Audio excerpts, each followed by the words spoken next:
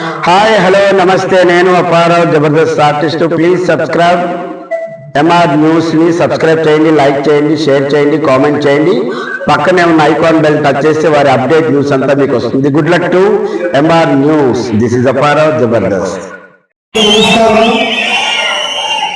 ఈనాటి తెలుగు పండుగ, తెలుగు వాడి పండుగ, తెలుగు దేశం పండుగ సందర్భంగా ఇక్కడికి విచ్చేసినటువంటి పార్లమెంటు పరిధిలో ఉన్న తెలుగుదేశం కుటుంబ సభ్యులందరికీ స్వాగతం సుస్వాగతాన్ని తెలియజేస్తూ స్టేజీ మీద కూర్చున్నటువంటి అతిథి మహారథులందరికీ కూడా శిరస్సు నుంచి నమస్కరిస్తూ, ఇది తెలుగు వారి యొక్క గొప్పతనానికి నాంది పలుకుతూ ఏర్పాటు చేసుకున్నటువంటి సభ ఈ తెలుగు మహానాడు సభ.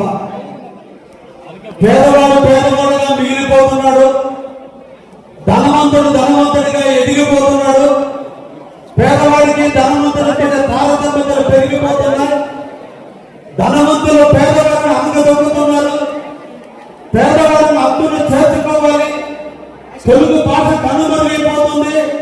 తెలుగు వాడు పతనమైపోతున్నాడు. ఢిల్లీ వల్ల కాళ్ళ తెలుగు వాడు ఇబ్బందులు పడుతున్నారు. తెలుగు వాడిని వేడిని ఖ్యాతిని ఈ ప్రపంచ నలుమూల చూపించేందుకు పుట్టుకొచ్చిన పార్టీ తెలుగుదేశం పార్టీ. నందమూరి తారక రామారావు గారు తెలుగుదేశం పార్టీని స్థాపించి 9 నెలల 10 రోజుల్లోనే ప్రపంచ రికార్డులను బద్దలు కొడుతూ ఇందిరాగాంధీ యొక్క ప్రపంచాన్ని ఎదుర్కొని ఆంధ్రప్రదేశ్లో ముఖ్యమంత్రిగా 1983 జనవరి 10వ తేదీన తెలుగుదేశానికి ముఖ్యమంత్రిగా నాడు ప్రారంభమైనటువంటి తెలుగుదేశ ప్రస్థానం నేడు చంద్రబాబు నాయుడుతో, రేపు రాబోయే రోజుల్లో ముఖ్యమంత్రిగా లోకేష్ బాబుతో ఎప్పుడు తెలుగుదేశానికి ఎదురులేకుండా కార్యకర్తల అండగా, పేదవాడికి అండగా 5 ఏళ్ళు నోట్లేకపోయేటట్టుగా పేదవాడికి ప్రోత్సాహాన్ని చూపించే ఈ తెలుగుదేశం పార్టీ ఉన్నంతకాలం ఆంధ్రప్రదేశ్ ప్రగతి ఎప్పుడు ఉంటుందనేదానికి నాందే ఈ రోజు ఇంతమంది కార్యకర్తల సమావేశం.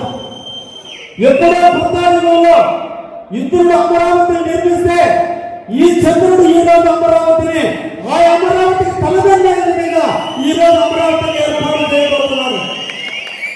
వ్యవసాయదారుల బాధలు తీర్చాలి, వర్షాలతో ఆధారపడడం కాదు.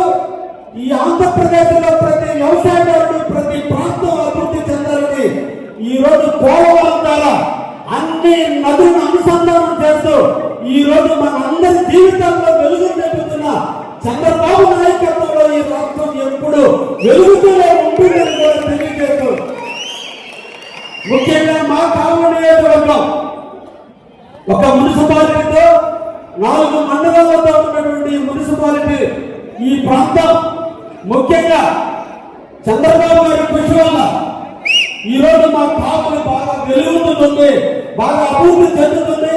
కాబట్టి ముఖ్యమంత్రి గారికి, చంద్రబాబు నాయుడు గారికి ధన్యవాద తీర్మానాన్ని ఇవ్వాల్సిందిగా ఇక్కడ ప్రజానికాన్ని అందరినీ కూడా కోరుకుంటూ, ముఖ్యంగా మన నెల్లూరు జిల్లాకి తలమానికంగా ఉండబోయే విధంగా ఈ రోజు బీపీసీఎల్ కంపెనీని కావలి నియోజకవర్గానికి అందించినటువంటి ముఖ్యమంత్రి వర్యులకు అందరం కూడా ధన్యవాదాలు చెప్పాలి. మన బిడ్డల జీవితాలు, మన పిల్లల జీవితాలు, మన ప్రాంత అభివృద్ధి జరగాలంటే పారిశ్రామిక ప్రగతి చాలా అవసరం.